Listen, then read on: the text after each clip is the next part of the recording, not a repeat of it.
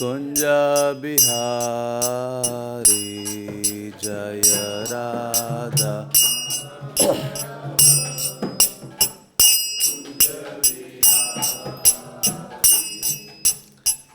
गोपी जन वल्लभ गिरिवर धारी गोपी जन वल्लभ गिरिवर गोपी जन वल्लभ गिरिवर धारी गोपी जन वल्लभ गिरिवर धारी यशोदानंदन व्रज जन रंजन यशोदानंदन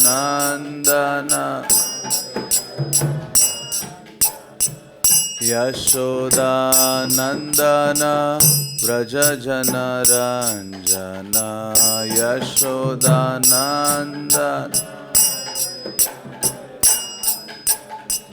यमुना तीरवन चारी यमुना तीरवन यमुना तीरवन चारी यमुना तीरवन चारी जय राधा माधव कुंज बिहारी जय राधा माधव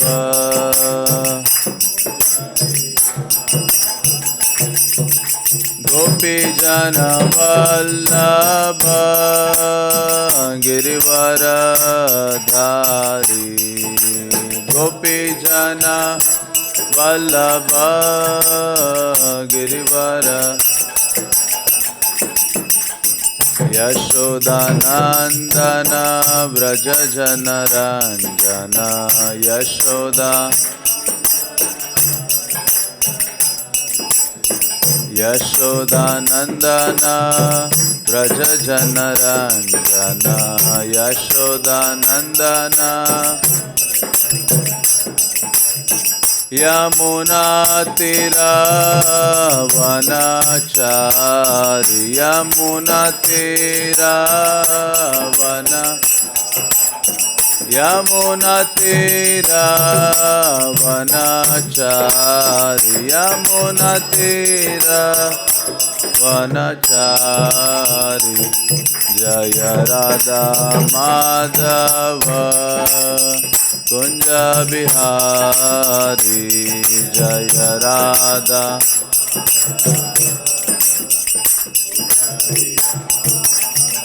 जय राधा माधव राधा माधव श्री राधे जय राधा माधव जय राधा श्याम सुंदर राधा श्याम सुंदर श्री राधे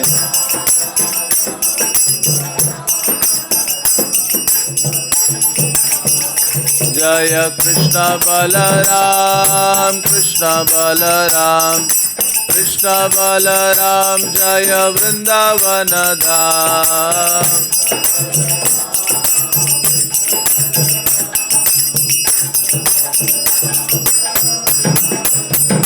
जय गौरनिताय गौरनिताय गौरनिताय जय गौरनिताय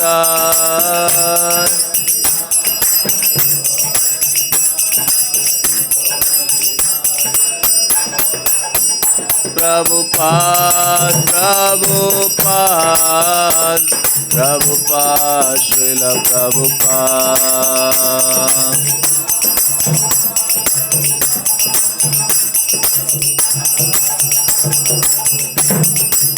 हरि बोल हरि बोल हरि बोल गौर हरि बोल।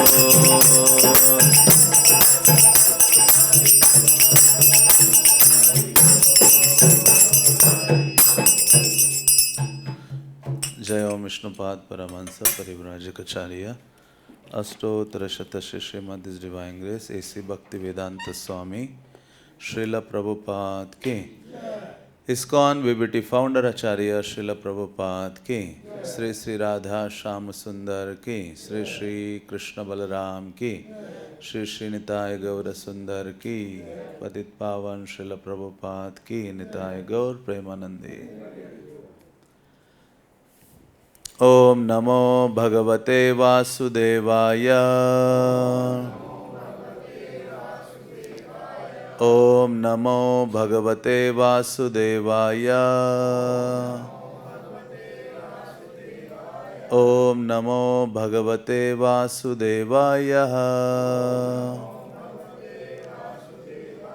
ओम अज्ञानतिमिरान्धस्य ज्ञानाञ्जनशलाकया चक्षुरुन्मिलितं येन तस्मै श्रीगुरवे नमः। श्रीचैतन्यमनोभीष्टं स्थापितं येन भूतले स्वयं रूपा कदा मह्यं ददाति स्वपदान्तिकं। हे कृष्ण करुणा सिन्धो दीनबन्धु जगत्पते गोपेश गोपिका कान्त राधाकान्त नमस्तुते। तप्त कांचन गौरांगी राधे वृंदावनेश्वरी वृषभानुसुते देवी प्रणमामि हरिप्रिये। वाञ्छाकल्पतरुभ्यश्च कृपा सिन्धुभ्य एव च पतितानां पावनेभ्यो वैष्णवेभ्यो नमो नमः। जय श्री कृष्ण चैतन्य प्रभु नित्यानंद श्री अद्वैत गदाधर श्रीवासदि गौर भक्त वृंद। हरे कृष्णा कृष्णा कृष्णा हरे हरे हरे राम राम राम हरे हरे। हरे कृष्णा। तो प्रत्येक रविवार को हम श्रील प्रभुपाद लीलामृत से पढ़ते हैं, जिसका लेखन सत्स्वरूप गोस्वामी महाराज ने किया है और अध्याय 15वां चल रहा है, जिसका शीर्षक है आपकी सहायता करना संभव नहीं होगा।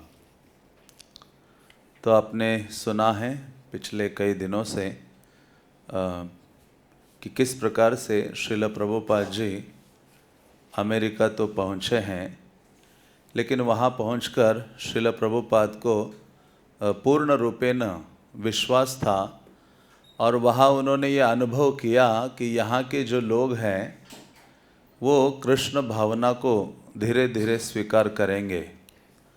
तो प्रभुपाद सहायता की आवश्यकता चाहते थे। प्रभुपाद ने सुमति मोरारजी को लिखा, अपने गुरु भाइयों से लिखा। तो प्रभुपाद चाहते थे कि वहाँ से कुछ सहायता मुझे प्राप्त हो जाए धन आदि के माध्यम से, ताकि कोई एक स्थान मेरे पास हो जिसके द्वारा मैं कृष्ण भावना का प्रचार कर सकूं। तो श्रील प्रभुपाद जी ने जब सुमति मोरारजी को पत्र लिखा था और उस पत्र में उन्होंने लिखा था कि मैं इस वृद्धावस्था में कोई अमेरिका की सैर करने नहीं आया हूँ, अमेरिका घूमने नहीं आया हूँ, ना मेरा कोई व्यक्तिगत या निजी स्वार्थ है यहाँ आने के लिए। तो वो कहते हैं कि मैं कृष्ण भावना के विज्ञान को जानता हूँ और ये कृष्ण भावना का जो विज्ञान है समस्त मानव जाति का कल्याण करने के लिए सर्वोपरि है, जिसको मैं देने के लिए आया हूँ। और मैं जानता हूँ कि जब इस संसार के जीव सर्वोच्च कृष्ण भावना के इस विज्ञान को स्वीकार करेंगे तो वो सुखी बन सकते हैं। इसलिए इस कृष्ण के सर्वोच्च कार्य करने के लिए आप सब मेरी सहायता करें। तो प्रभुपाद का वो एकाकी संघर्ष, पिछला अध्याय जो था उसका नाम ही था एकाकी संघर्ष। हाँ, आप प्रभुपाद के जीवन में देखिए, शुरुआत से चाहे भारत में भी रह रहे थे, अपने घर से लेकर अमेरिका पहुंचने तक अकेले संघर्ष कर रहे हैं। कृष्ण भावना का प्रचार करने के लिए और उसकी स्थापना करने के लिए।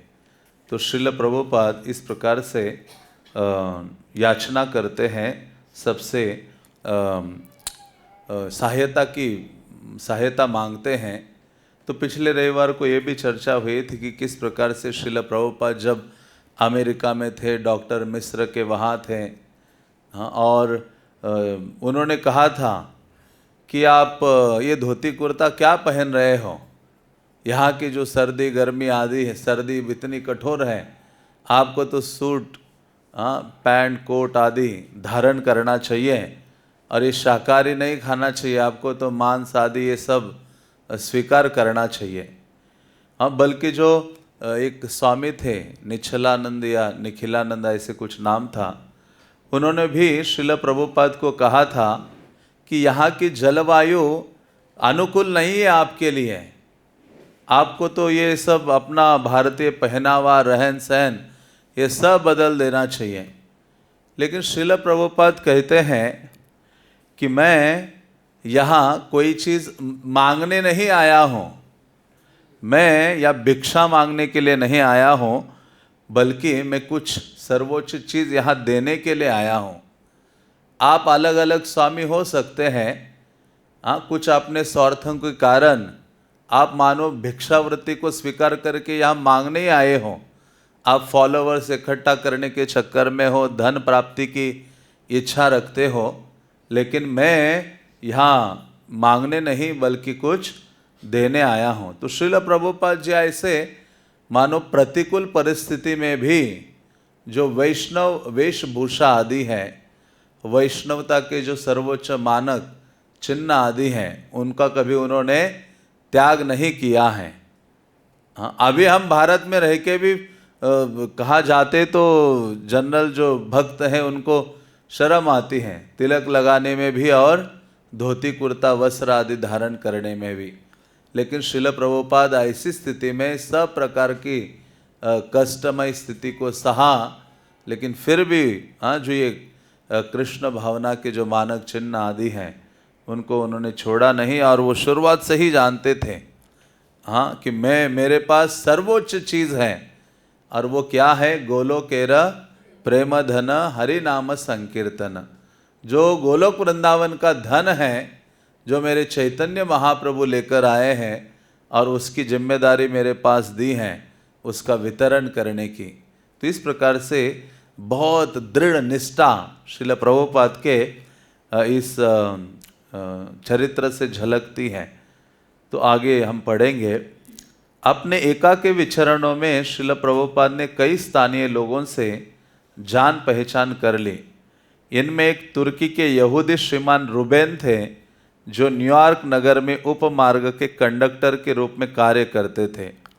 प्रभुपाद से रूबेन की भेंट एक पार्क के बेंच पर हुई। मिलनसार और विश्व यात्री होने के कारण वे भारतीय साधु के पास बैठ गए और उनसे बातें करने लगे।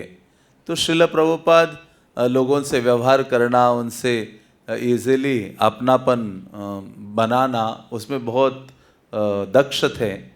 तो ऐसे ही एक व्यक्ति से प्रभुपाद मिलते हैं, और वो जो व्यक्ति हैं प्रभुपाद के साथ जो घटना घटी थी उन दोनों में, उसका वर्णन यहाँ करते हैं श्रीमान रूबेन। तो रूबेन क्या बोले हैं वो यहाँ दिया है। रूबेन कहते हैं, ऐसा लगता था कि वे जानते थे कि उनके पास कई मंदिर होंगे जो भक्तों से भरे होंगे। वे इधर उधर देखते और कहते हैं, बल्कि ये कई बार रूबेन मिले हैं प्रभुपाद जी से, और ये वो दिन था जब एक दिन वो एक बगीचे में मिले थे। और ये बात हमने कई प्रवचनों में इस घटना को सुना है कि श्रील प्रभुपाद को कितना, मतलब जो आचार्य होता है उनके कई लक्षण होते हैं। उनमें से एक होता है विजनरी, हाँ, आगे देख पाता है। तो श्रील प्रभुपाद आगे देख पाते थे। तो रूबेन कहते हैं कि उनको इतना भरोसा था, भरोसा ये भावना थी कि उनके पास ऑलरेडी इतने मंदिर हैं और वो सारे भक्तों से भरे हुए हैं। तो एक दिन वो कहते हैं कि हम बगीचे में मिले और प्रभुपाद जी इधर उधर देख रहे थे, और देखते हुए प्रभुपाद ने कहा, कहते हैं प्रभुपाद उनको, मैं कोई निर्धन नहीं हूँ, मैं धनवान हूँ। मंदिर और पुस्तकें तो है ही, केवल समय हमें उनसे दूर रखे हुए हैं। हाँ, तो इस प्रकार से श्रील प्रभुपाद कहते हैं, मैं कोई निर्धन नहीं हूँ, धनवान हूँ। मेरे पास मंदिर है, भक्त हैं, ग्रंथ हैं, विग्रह हैं, सब कुछ है, तो बल्कि क्या है, केवल समय हमसे दूर रख रहा है उनसे। तो इस प्रकार से जो आचार्य हैं वो विजनरी हैं, आगे की देखते हैं, और ये वास्तव में इतना प्रभुपाद को भरोसा था।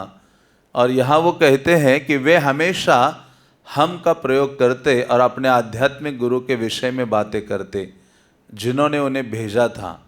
तो श्रील प्रभुपाद कोई उनमें अहंकार का लवलेश भी नहीं था, बल्कि एक बार हमेशा प्रभुपाद जी जब चला करते थे तो अपनी स्टिक हाथ में लेकर ऐसी छाती सीना ताने हुए चलते थे।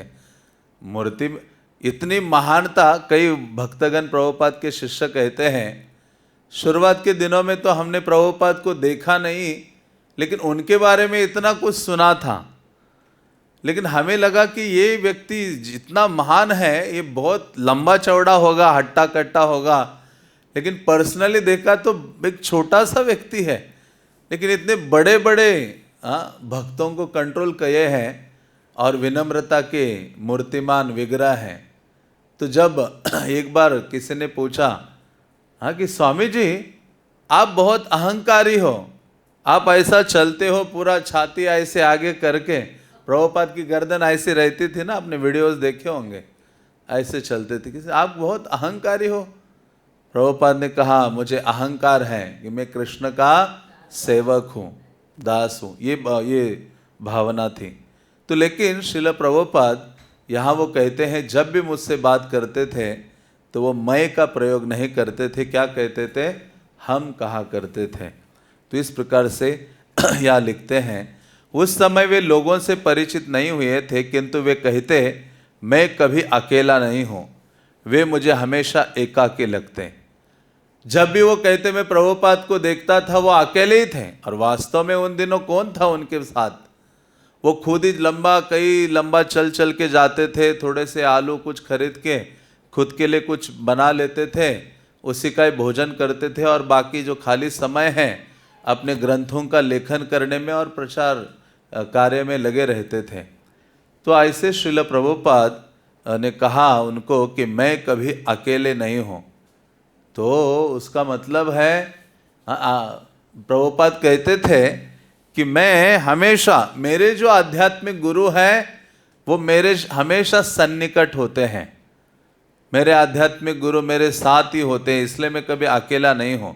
वृंदावन में ऐसी घटना हुई थी, जब प्रभुपाद ने अपने शिष्य गौर गोविंद महाराज को संन्यास दिया था यहाँ वृंदावन में, तो संन्यास देकर कहा, गौर गोविंद आपको उड़ीसा जाना है, उड़ीसा भुवनेश्वर आदि जाकर प्रचार करो, तुम उड़ीसा से हो, वहाँ जाओ। गौर गोविंद महाराज कहते, प्रभुपाद मैं अकेला हूँ। प्रभुपाद कहते वैष्णव कभी अकेला नहीं होता। हाँ, तो गौर गोविंद महाराज कहते आप वैष्णव हैं, मैं वैष्णव नहीं हूँ। हाँ, तो इस प्रकार से उनका वार्तालाप होता है। तो कहने का तात्पर्य है, प्रभुपाद के जीवन से एकाकी उन्होंने जीवन जिया है, लेकिन प्रभुपाद ने कहा मैं कभी अकेला नहीं हूँ। हाँ, मेरे आध्यात्मिक गुरु सदैव मेरे सन्निकट होते हैं। इसलिए जो व्यक्ति आध्यात्मिक गुरु के आदेशों का गंभीरता से पालन करता है और उन आज्ञाओं की पूर्ति करने के लिए निरंतर उस पर मनन करता है, तो आध्यात्मिक गुरु सदैव उसके निकट होते हैं। और वास्तव में वैष्णव के निकट तो सदैव कृष्ण हैं। लेकिन एक भक्त ये सोचता है, हमारे जैसे भक्तों को यही सोचना चाहिए, एकाकी आमार नाही पाए बल हरि नाम संकीर्तने, तुम्हें कृपा करे श्रद्धा बिंदु दिया देह कृष्ण नाम धने। हमारी भावना तो ये होनी चाहिए कि मैं अकेला हूँ, मुझे गुरु वैष्णव भक्तों की आवश्यकता है। सदैव ये भाव रखना चाहिए। ये नहीं होना चाहिए कि नहीं, हाँ मैं बहुत पहुँचा हुआ महात्मा हूँ, अभी मुझे भक्तों की आवश्यकता नहीं है। हाँ नहीं, सदैव ये भाव होना चाहिए मुझे हर भक्त मेरे आध्यात्मिक जीवन के लिए महत्वपूर्ण है, और तब हम वास्तव में आध्यात्मिक जीवन में उन्नति कर पाते हैं। तो श्रील प्रभुपाद सदैव, क्योंकि प्रभुपाद का जीवन मतलब अपने आप को बेच चुके थे भक्ति सिद्धांत महाराज की आज्ञा की पूर्ति के लिए। उन्होंने कभी अपने बारे में नहीं सोचा है। सदैव श्रील प्रभुपाद ने किसी चीज को बारे में सोचा है तो वो केवल अपने आध्यात्मिक गुरु की आज्ञा की मैं पूर्ति कैसे करूं, बस यही जीवन है। और वास्तव में यही है शिष्य का जीवन। जब दीक्षा लेते हैं तो हम अपने आप को बेच देते हैं। एक बेचा हुआ प्राणी, उसका अपना क्या अधिकार होता है, उसी को ही शरणागति कही गई है। तो जब आपने गुरु से दीक्षा लिया है तो आपका है ही नहीं है शरीर मन वाणी आदि, कोई चीज आपकी नहीं है। अभी ये किसका है? आध्यात्मिक गुरु का है, कृष्ण का है। इसलिए तो अमेरिका में पहला कदम डाला प्रभुपाद ने, तब प्रभुपाद ने कहा हे कृष्ण, हाँ मैं आपके हाथ की कठपुतली हूँ। यही शिष्य का भाव होना चाहिए, जो श्रील प्रभुपाद ने वहाँ जाकर प्रस्तुत किया कि आप मुझे जैसा चाहे वैसा न चाहिए। तो ये प्रभुपाद का जो जीवन चरित्र है ना, वो श्रीमद् भागवतम के समान है। और उनके जीवन चरित्र में इतने अद्भुत शिक्षाएं हैं, प्रेरणा देने वाला है, और समर्पण शरणागति सब चीज़ों के जो मानो खान है, सब प्रकार की शिक्षाएं श्रील प्रभुपाद के जीवन से हमें प्राप्त होती हैं। तो प्रभुपाद कहते हैं मैं कभी अकेला नहीं हूँ। हाँ, वो आगे कहता है रूबेन, वे मुझे हमेशा एकाकी लगते हैं, इसलिए मैं उन्हें एलीजाह की तरह पवित्र व्यक्ति मानता था जो हमेशा अकेले बाहर जाया करते थे। मेरा विश्वास है कि उनका कोई अनुयायी नहीं था। तो ये शुरुआत का दिन था। हाँ, तो उस समय प्रभुपाद का कोई फॉलोवर अनुयायी कोई व्यक्ति नहीं था, वो अकेले ही विचरण करते थे। आगे वर्णन लिखते हैं, जब वर्षा न होती या मौसम बहुत ठंडा न होता तब प्रभुपाद बस से ग्रांड सेंट्रल स्टेशन पहुंच जाते और वहां 42वीं स्ट्रीट में स्थित केंद्रीय पुस्तकालय में चले जाते। वहां उनके श्रीमद् भागवत के खंड उपलब्ध थे।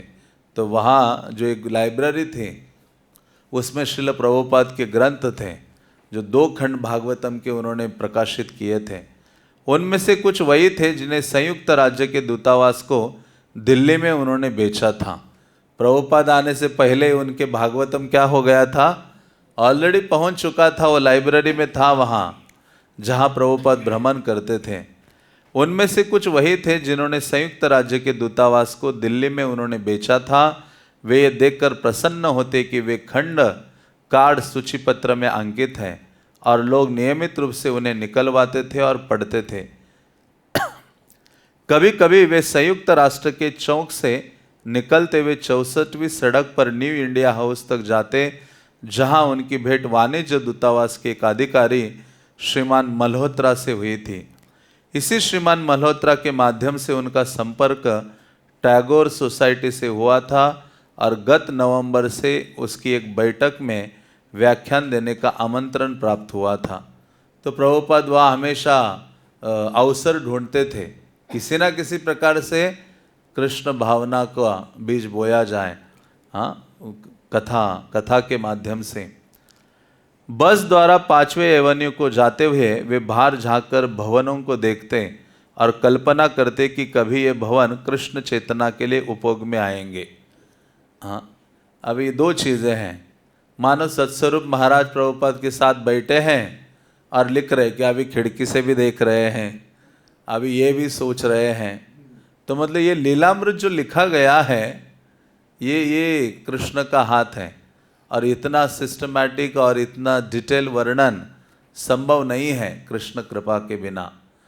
हाँ, और यहाँ जैसे ही प्रभुपाद वहाँ बड़े बड़े इमारतें देखते हैं तो तुरंत वो सोचते हैं कि ये कृष्ण चेतना के उपयोग में लाई जाए। हाँ, तो हर चीज़ प्रभुपाद देखते थे। यही तो प्रभुपाद की एक विशेषता रही है। हाँ, जो बड़े बड़े ऐसे महात्मा गुरु हुए हैं वो हर चीज़ को त्याग करने में लगे हुए हैं। प्रभुपाद कहते ऐसे महात्मागण हैं जो धन को हाथ नहीं लगाते हैं। प्रभुपाद कहते सारा जो धन है वो मेरे पास लाओ, यहाँ रखो, मैं ऐसे आलिंगन करूँगा उसको, और उसको किसकी सेवा में लगाऊंगा? कृष्ण की सेवा में। ऐसी कोई चीज़ नहीं है जो कृष्ण की सेवा में नहीं लगाया जा सकती, प्रभुपाद कहते हैं। इसलिए तो utility is the principle. Prabhupada ने जो 4 सिद्धांत दिए थे, पवित्रता ही शक्ति है, बुक्स ही हमारे आधार हैं, प्योरिटी इज द फोर्स, पवित्रता ही हमारी शक्ति है, तो उसी प्रकार से उपयोगिता ही हमारा सिद्धांत है। मतलब हर चीज़ कृष्ण की सेवा में लगाई जा सकती हैं। तो प्रभुपाद जब बड़ी बड़ी वो अट्टालिकाएं, बिल्डिंग्स देखते थे, तुरंत उनका ये भाव जागृत हो जाता था कि इसको कृष्ण की सेवा में, कृष्ण चेतना के लिए उपयोग में लाना चाहिए। कुछ भवनों में उनकी विशेष रुचि थी।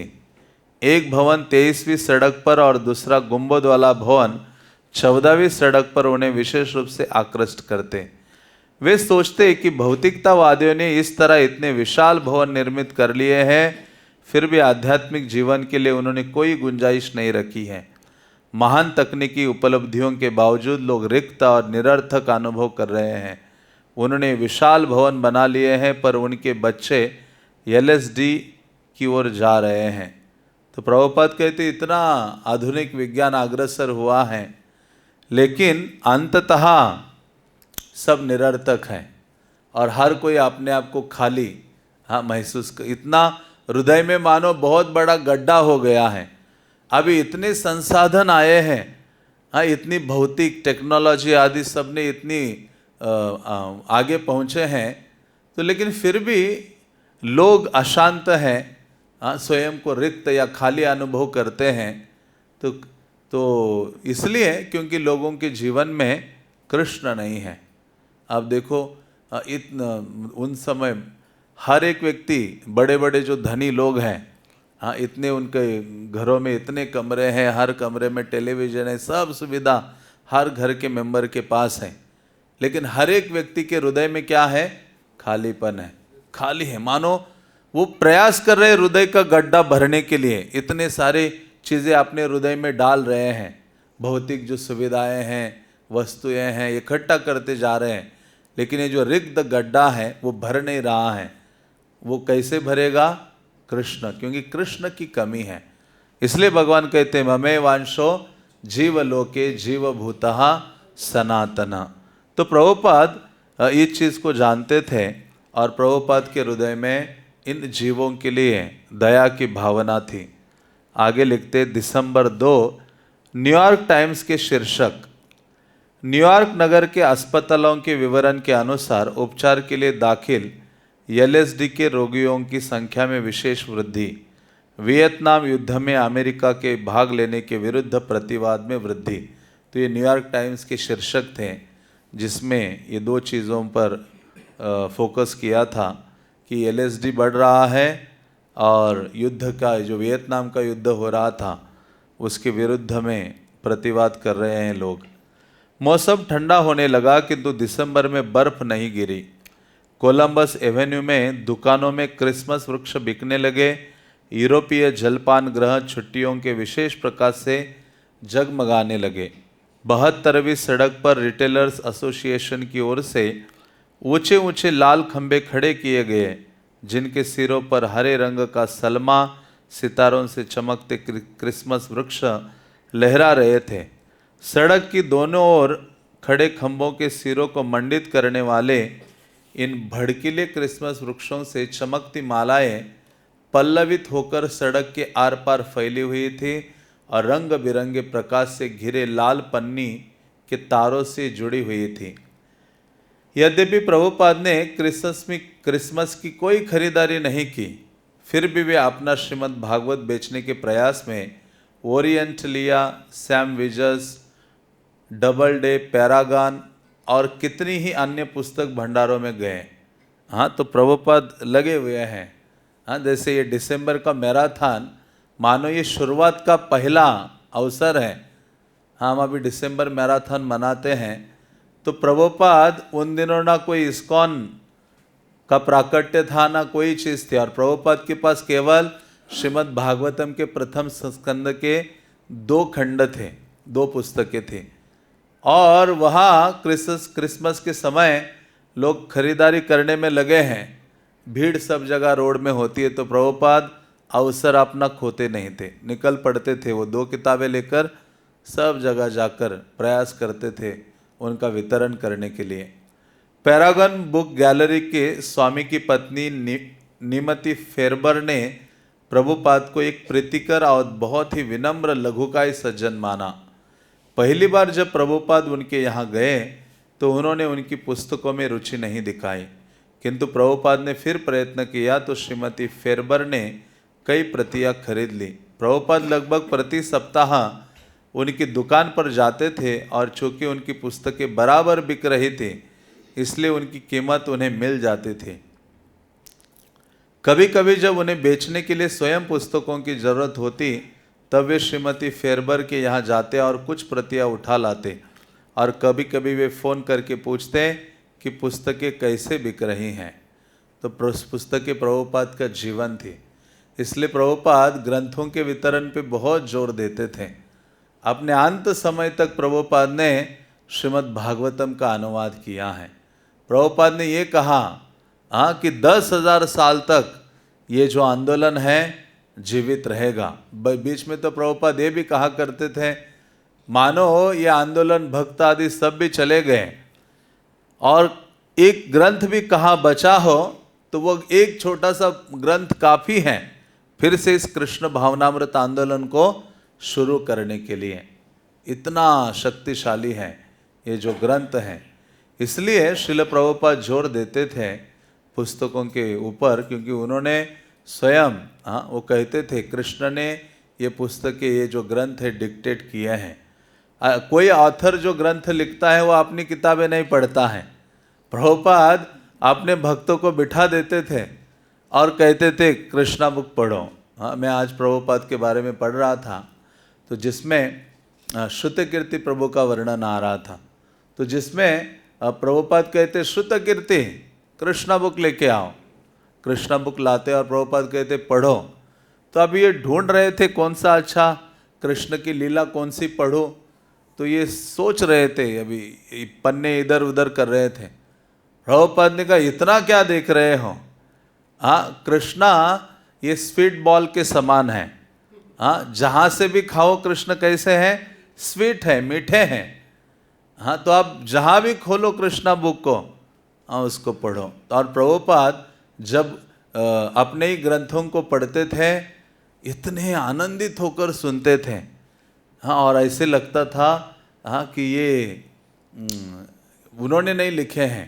तो प्रभुपाद कहा करते थे कि ये जो ग्रंथ हैं कृष्ण के द्वारा लिखित हैं, उन्होंने ही मुझे डिक्टेट किए हैं। तो इस प्रकार से श्रील प्रभुपाद ग्रंथों के ऊपर जोर देते थे। और प्रभुपाद ये भी चाहते थे, प्रभुपाद कहते थे कि भक्तों को इस प्रकार से मेरे ग्रंथों में दक्ष होना चाहिए जिस प्रकार से एक लॉयर होता है। लॉयर सारे जो लॉ बुक्स के बारे में बहुत डिटेल जानता है, उसी प्रकार से प्रभुपाद ने कहा मेरे जो भक्त हैं मेरे ग्रंथ को इतना अध्ययन अच्छा होना चाहिए जैसे लॉयर्स लॉ बुक्स को पढ़ते हैं। तो इस प्रकार से प्रभुपाद केवल वितरण के लिए भी नहीं जोर देते थे, प्रभुपाद की आंतरिक इच्छा ये भी थी कि ये जो ग्रंथ है मैंने अपने भक्तों के लिए लिखे हैं। लेकिन आजकल देखा जाए धीरे धीरे भक्तगण ग्रंथ पढ़ना भूलते जा रहे हैं, ग्रंथों की जगह यूट्यूब ने ले ली है। पहले भक्तगण 10-12 ग्रंथ पढ़ के नोट्स बनाते थे, पढ़ते थे, समझते थे, किसी विषय को समझते थे। तो अभी क्या है, थोड़ा आलस के कारण अभी कहते इतने सारे ग्रंथ क्या पढ़ना है, कोई एक लेक्चर उठा लेते हैं बस हो गया। तो लेकिन फिर भी प्रतिदिन एक भी दिन ऐसा नहीं जाना चाहिए जिस दिन हमने प्रभुपाद के ग्रंथ पढ़े ना हो। पढ़ने के लिए हमें कटिबद्ध होना चाहिए। प्रभुपाद ने सबसे ज़्यादा कष्ट उठाया है ग्रंथों का लेखन करने में, उनका छपाई करने में, उसके वितरण के लिए। तो श्रीमती फेरबर, जिनका वो बुक स्टोर था पैरागॉन बुक गैलरी, वो कहती हैं वे जब भी आते वे एक गिलास जल मांगते। यदि कोई ग्राहक इस तरह की मांग करता तो मैं प्राय कह देती वाटर कूलर वहाँ है। मतलब कोई और ग्राहक आता तो वो बोलते अरे उधर पानी है, जाओ वहाँ पी लो। किंतु चूंकि प्रभुपाद वृद्ध थे इसलिए मैं उनसे ऐसा न कहती। वे सदैव बहुत विनम्र और शालीन थे और बहुत बड़े विद्वान थे, इसलिए वे जब भी मांगते मैं स्वयं उनके लिए एक गिलास जल लाती। हाँ, तो कितना सौभाग्य है, मानो प्रभुपाद की सेवा करने का अवसर, शुद्ध भक्ति की सेवा करने का अवसर कितना उनको मिला है। एक बार प्रभुपाद श्रीमती फेरबर से भारतीय पाक विद्या के संबंध में बात कर रहे थे और वे बोली कि उन्हें समोसे बहुत पसंद थे। जब प्रभुपाद दूसरी बार उनके पास गए तो वे एक प्लेट समोसे ले गए और श्रीमती फेरबर ने उन्हें बड़े स्वाद से खाया। प्रभुपाद स्वयं बना के ले गए उनके लिए प्रसाद। हरवे कोहन, जो स्वामी जी से आनंद आश्रम में बहुत अधिक प्रभावित हुआ था, उनसे मिलने के लिए उनके 501 नंबर के कमरे में प्राय आता था। हरवे वो बोलता है, जिस कमरे में वे रहते थे वो मैनहट्टन के ऊपरी भाग में योग सोसाइटी के पिछले हिस्से में एक छोटा सा कार्यालय था। मैं नियमित रूप से उनके पास जाने लगा और हम उस छोटे से कार्यालय में फर्श पर एक दूसरे के सामने आमने सामने बैठ जाते। उनका टाइपराइटर और एक नया टेप रिकॉर्डर 2 सूटकेसों के ऊपर रखे होते और वहाँ पुस्तकों से भरा हुआ एक बक्स था जिन्हें वे भारत से लाए थे और नृत्य करती हुई आकृतियों की एक रंगीन प्रतिकृति थी जिसे वे प्राय देखा करते थे। तो ये नृत्य करने वाली आकृति कौन सी थी? पंच तत्व थे। हाँ, तो श्रील प्रभुपाद का यही सामान था।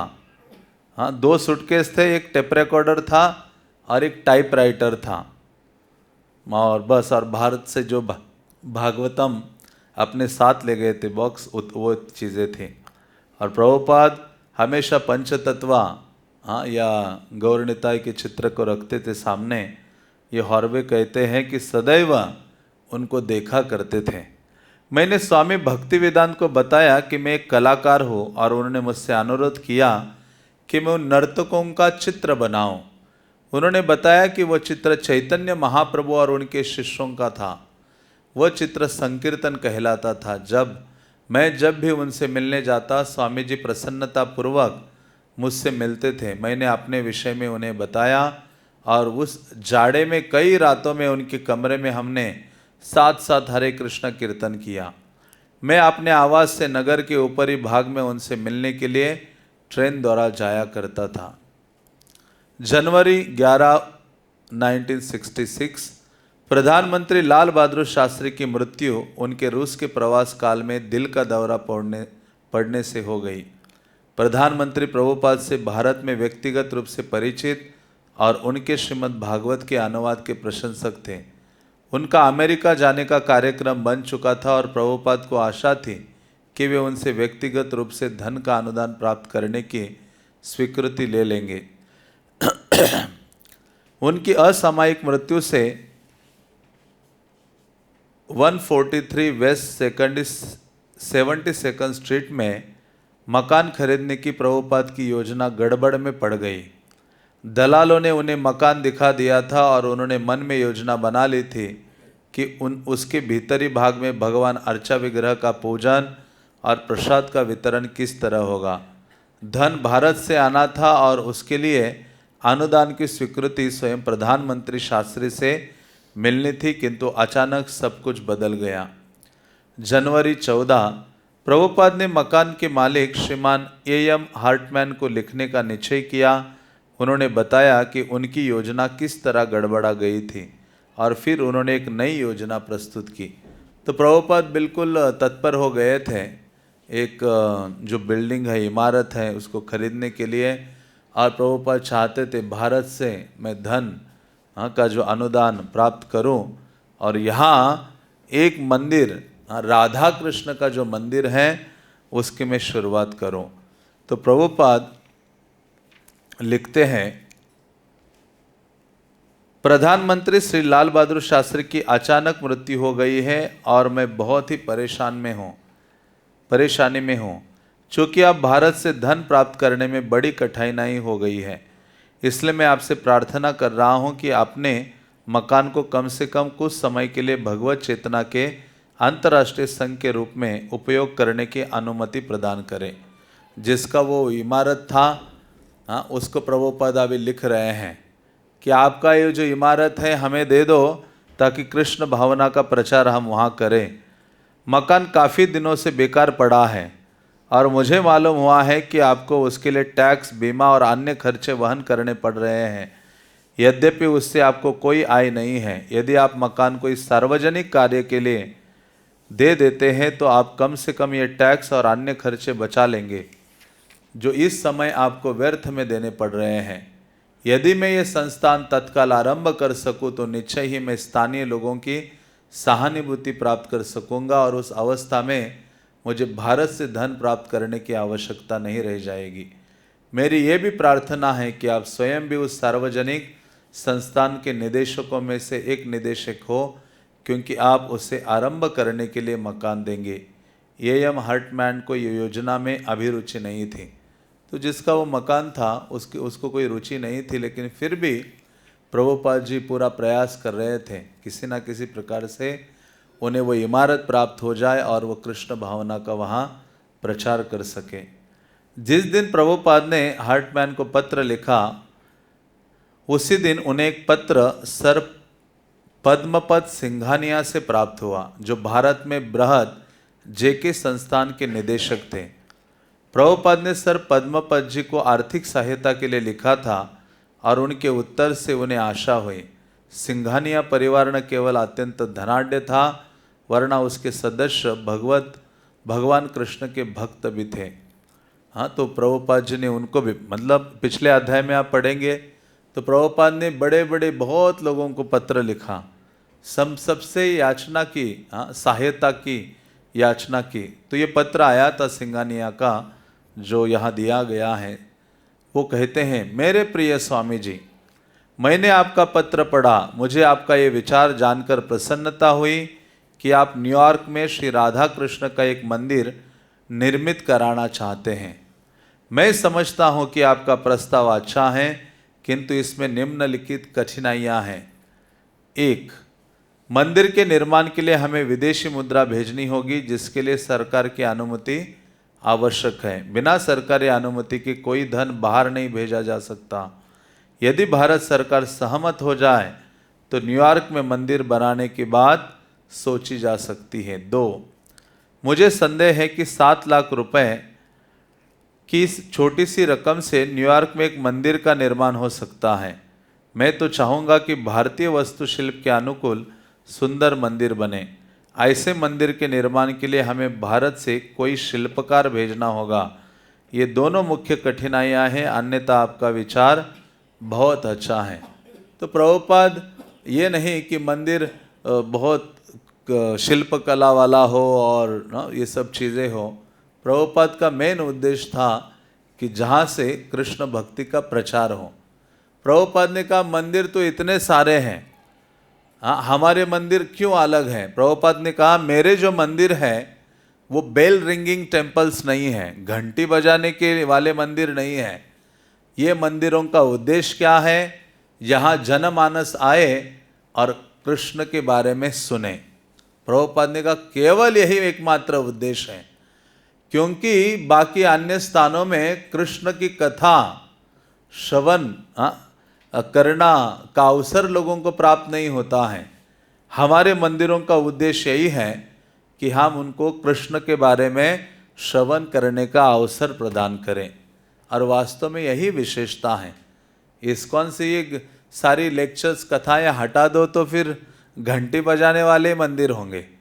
तो इसलिए महत्वपूर्ण प्रभुपाद ने इसलिए जोड़ दिया, नित्यम भागवत सेवया। सुबह भागवत सुनो, शाम को भगवत गीता सुनो, अन्य कथाएं सुनो। तो इस प्रकार से श्रवणम पर बहुत जोर दिया है श्रील प्रभुपाद ने, और उनके इन मंदिरों का यही विशेषता है। गीता भागवत आदि ग्रंथों का आधार है जिसके ऊपर कृष्ण चर्चा की जाती है। श्रील प्रभुपाद और श्री सिंघानिया के बीच एक मूलभूत मतभेद था। न्यूयॉर्क में भारतीय शैली के विशाल मंदिर के निर्माण में लाखों डॉलर लगेंगे। प्रभुपाद निश्चय पूर्वक जानते थे कि यदि पद्मपद सिंघानिया चाहें तो वे लाखों डॉलर दे सकते थे, किंतु भारत से बाहर वे इतना धन कैसे भेज सकते थे। इसलिए प्रभुपाद ने पुनः सुझाव दिया कि वे केवल 7 लाख रुपए खर्च करें। मकान खरीदने के बाद उन्होंने लिखा, हम उसके ऊपर दूसरी मंजिल बना सकते हैं जिस पर मंदिर का गुंबद, चक्र आदि होगा। तर्क करने का प्रभुपाद का अपना ढंग था। तो प्रभुपाद अभी उनको लिखते हैं, प्रभुपाद कहते हैं, भगवान द्वारकाधीश ने द्वारका में अपने ऐश्वर्य का प्रदर्शन अपनी 16,000 रानियों के साथ किया, और कहते हैं कि हर रानी के लिए उन्होंने एक अलग अलग भवन का निर्माण किया, और ये भवन रत्नों और पत्थरों से निर्मित हुए थे जिससे उनमें कृत्रिम प्रकाश की आवश्यकता न रहे। इसलिए आपका विचार भगवान कृष्ण का एक ऐश्वर्यशाली मंदिर बनाने का है, किंतु हम वृंदावन के निवासी हैं और वृंदावन में द्वारका की भांति ऐश्वर्यशाली कोई भवन नहीं है। प्रभुपाद अपने ब्रज के मोड़ में आते हैं। यमुना तट स्थित वृंदावन वनों और गायों से भरा है, और भगवान कृष्ण ने अपने बचपन में वहाँ चरवाहे के रूप में लीला की थी, बिना किसी राजसी वैभव के, जिसके सब द्वारकावासी अभ्यस्त हैं। इसलिए जब द्वारकावासियों का सामना वृंदावन वासियों से हो तो एक बीच का मार्ग निकाला जा सकता है। द्वारका के अनुरूप सर पद्मवत की धनाढ्यता और वृंदावन के अनुरूप श्रील प्रभुपाद की भक्ति से द्वारका और वृंदावन दोनों के अधिपति भगवान कृष्ण की उपासना समुचित ढंग से हो सकती थी। तो आगे लिखते हैं, जनवरी 21, प्रभुपाद को बोन महाराज का उत्तर मिला। 2 सप्ताह पूर्व उन्होंने अपने गुरु भाई को लिखा था, जो वृंदावन में इंस्टीट्यूट ऑफ ओरिएंटल फिलॉसफी के निदेशक थे। पत्र में प्रभुपाद ने बताया था कि न्यूयॉर्क में उन्हें एक स्थान मिल गया था जहां वे राधा कृष्ण के विग्रह उपासना के लिए प्रतिष्ठित करना चाहते थे। अपने उत्तर में बोन महाराज ने राधा कृष्ण के 14 इंच के कांस्य विग्रहों का अनुमानित मूल्य लिख भेजा था, किंतु उन्होंने ये चेतावनी भी दी थी कि विग्रह उपासना आरंभ करना बहुत जिम्मेदारी की बात होगी। श्रील प्रभुपाद ने उत्तर में लिखा। तो प्रभुपाद ने सबको पत्र लिखा था। पत्र के माध्यम से सबकी सहायता चाहते थे कि हम न्यूयॉर्क में पहला मंदिर बनाएं और जहां से राधा कृष्ण की उपासना, सेवा, आराधना शुरू करें। तो प्रभुपाद अपने गुरु भ्राता बोन महाराज, जिनका सामने इंस्टीट्यूट है ना, इस्कॉन के सामने, प्रभुपाद उनको लिखते हैं, मेरा विचार है कि जब मंदिर की प्रतिष्ठा हो जाएगी तो कुछ लोग मिल जाएंगे। वे अमेरिका के भी हो सकते हैं, जैसे रामकृष्ण मिशन और अन्य ये योगाश्रमों में दिखाई देते हैं। इसलिए मैं यहाँ एक मंदिर की प्रतिष्ठा करने के लिए प्रयत्न कर रहा हूँ, क्योंकि श्रील प्रभुपाद भक्ति सिद्धांत सरस्वती इसे चाहते थे। तो प्रभुपाद ने कहा, मैं चाहता हूँ, क्योंकि इसकी इच्छा मेरे गुरु महाराज भक्ति सिद्धांत महाराज ने की थी।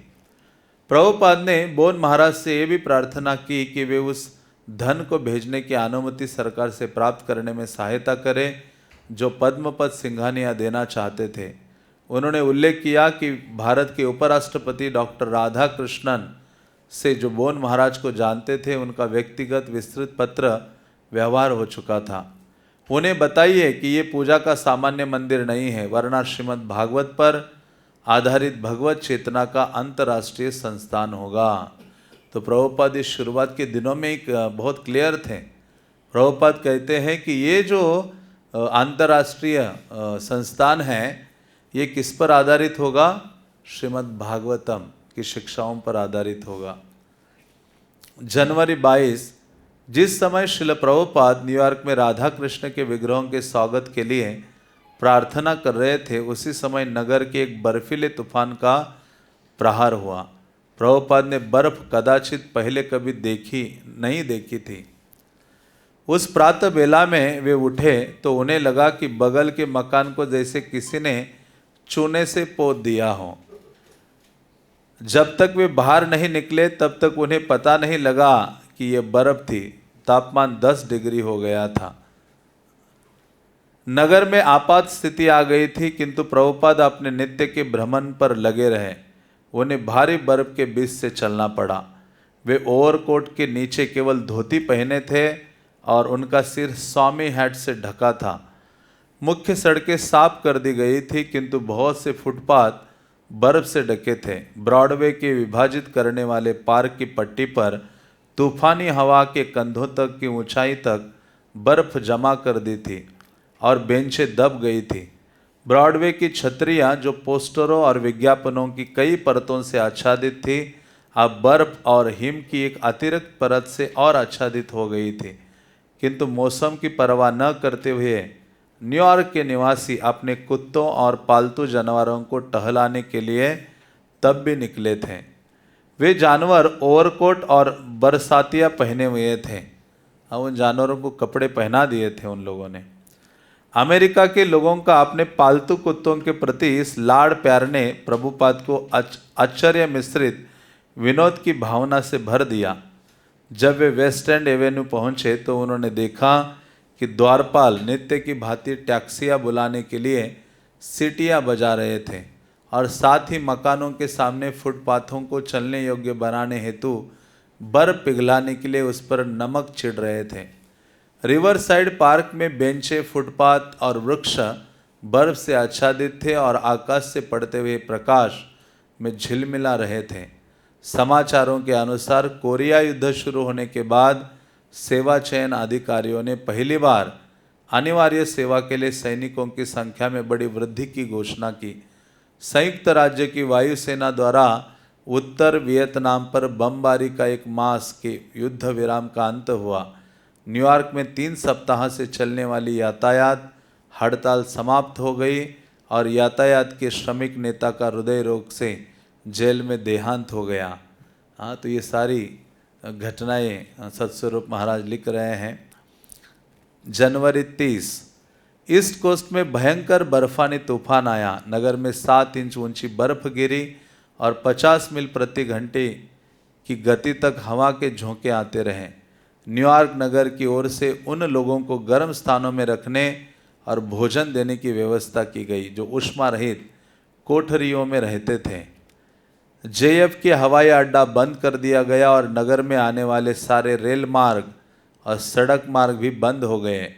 हिमपात के कारण 8 दिन के अंदर दूसरी बार ऐसी आपात स्थिति घोषित की गई थी। अकेले व्यक्ति के रूप में श्रील प्रभुपाद हिमपात के कारण उत्पन्न आपात स्थिति या अंतर्राष्ट्रीय युद्ध के विषय में कुछ नहीं कर सकते थे। वे इन्हें केवल कलयुग के लक्षणों के रूप में देख रहे थे।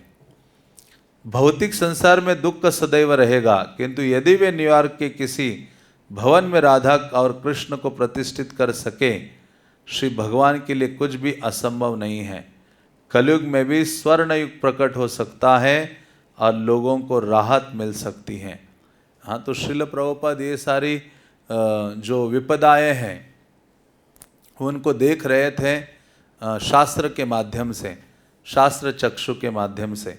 तो प्रभुपाद ने देखा ये सारे विपदाएं हैं, इतना सारा कष्ट है, ये कलियुगा के ही लक्षण हैं और भौतिक संसार ये सदैव दुख भरा रहेगा। प्रभुपाद जी एक बार जब मुंबई में थे तो किसी ने कहा, स्वामी जी आप इस मुंबई में इतना मार्बल, सफ़ेद मार्बल का मंदिर बना रहे हो, या देखो फुटपाथ में इतने लोग वहाँ लेटे हुए हैं जिनके पास खाने के लिए नहीं है, कपड़ा नहीं है, रहने की व्यवस्था नहीं है।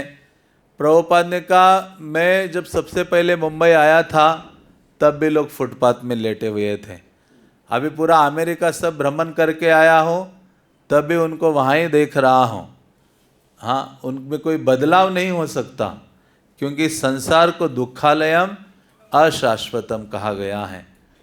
तो इस प्रकार से प्रभुपाद सदैव शास्त्रीय दृष्टि से देखते हैं और यह अनुभव करते हैं कि कलियुगा के ही ये सारे लक्षण हैं और ये भौतिक संसार दुखों से भरा रहेगा। तो प्रभुपाद एक बार एक व्यक्ति के साथ थे और प्रभुपाद कलयुगा के लक्षणों का वर्णन कर रहे थे।